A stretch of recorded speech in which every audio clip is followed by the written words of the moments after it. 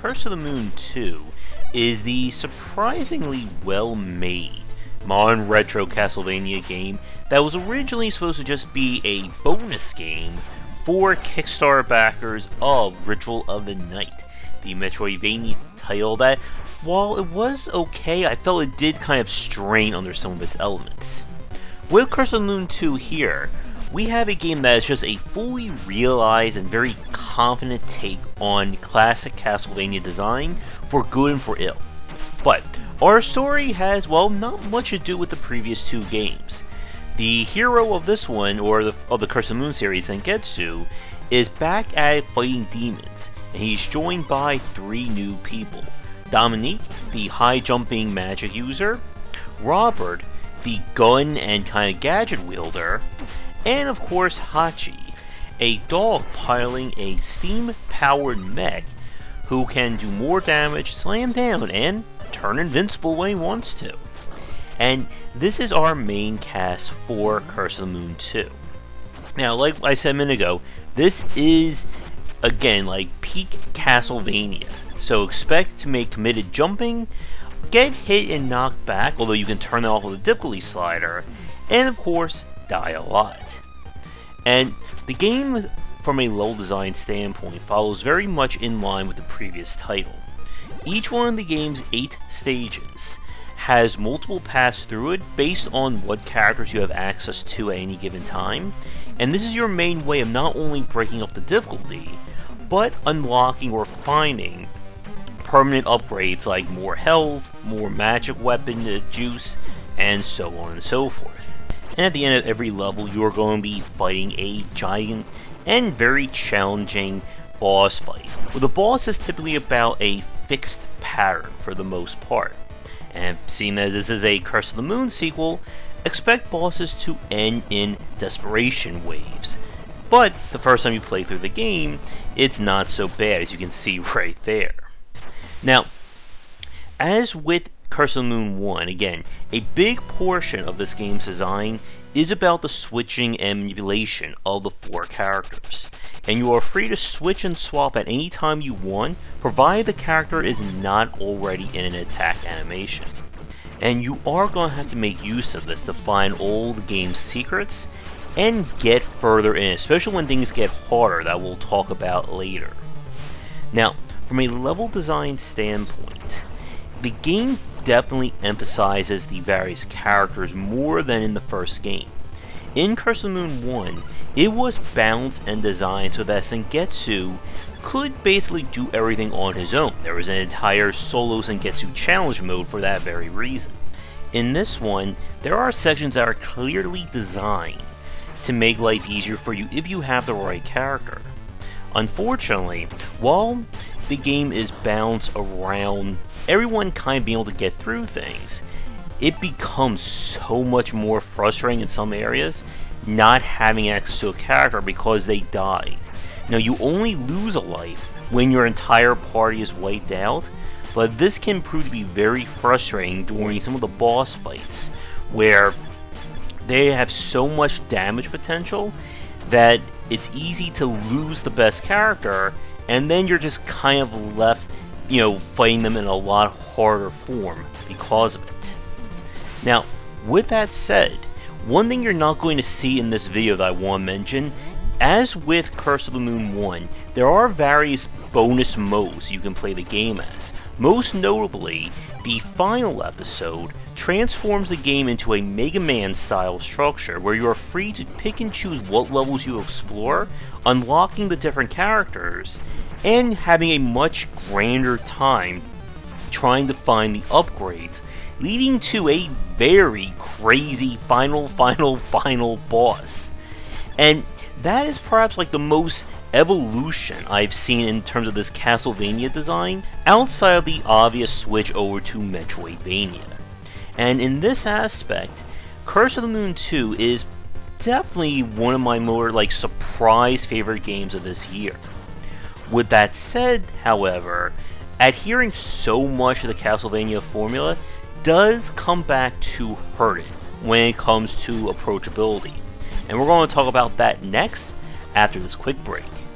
And now for a quick shout out to our current Game Wisdom supporters and sponsors. Going forward, all Patreon supporters will get early access to our videos.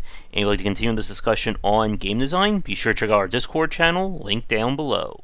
If you're looking for more wisdom about game design, be sure to check out my latest offering of books, 20 Essential Games to Study, aimed for first-time developers and students looking for some inspiration for their upcoming games, and Game Design Deep Dive Platformers if you're interested in anything regarding 2D and 3D platforming design.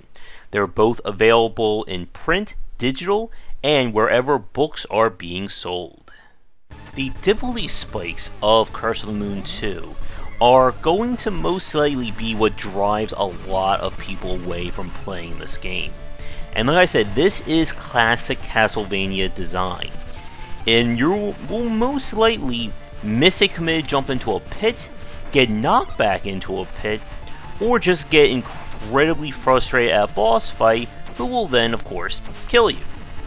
And the game itself, again, being the sequel to Curse of the Moon 1, definitely does not make allowances or give novice players another route towards victory.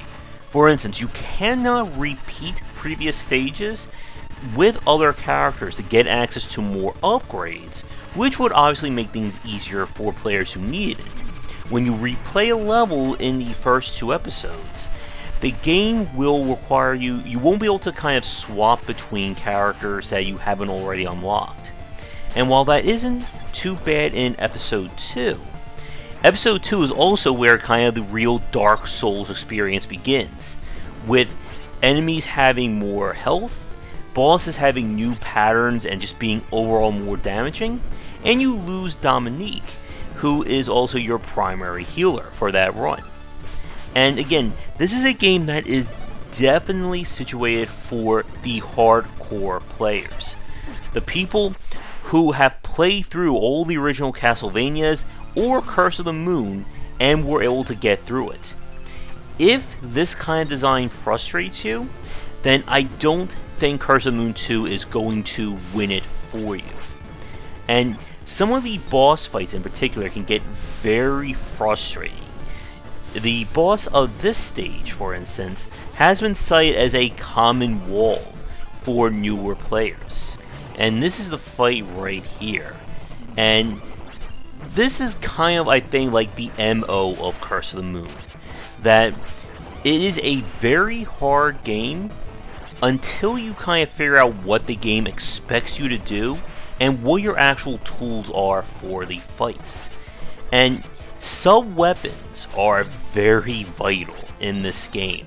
For instance, Robert, his spear attack can mitigate a lot of the difficulties of this battle, as well as anyone who has kind of a up or a flying base maneuver. But you're not going to know that until you either A, look it up in a guide, or figure it out after dying many times yourself. The Stage 7 boss is the hardest boss for me, and I've had just a lot of hard times trying to beat that one battle. Yet I found the final boss to be easier than that.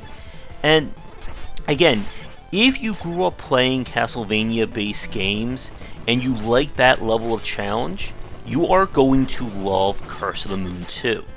But if you didn't do that, or you played the first game and just did not enjoy it, it was just too hard for you, then keep far away from Curse of the Moon 2. I ended up just ultimately enjoying this game. But as I've said, I have that background of playing very difficult games here. And I'll be uploading a complete run of the first episode of the game probably in a few days. And if you want to see me go through episode 3 or the finale, let me know in the comments below.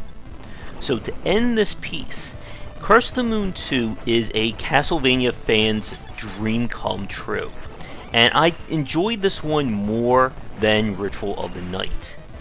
But with the difficulty spikes and just general all-around challenge of this game, this is probably not going to be the modern retro platformer for everybody.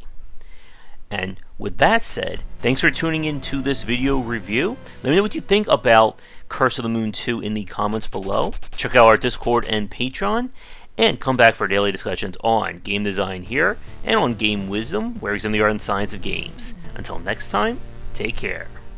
Thanks for watching the video. If you enjoy things, be sure to do all the liking and subscribing that the kids are doing these days.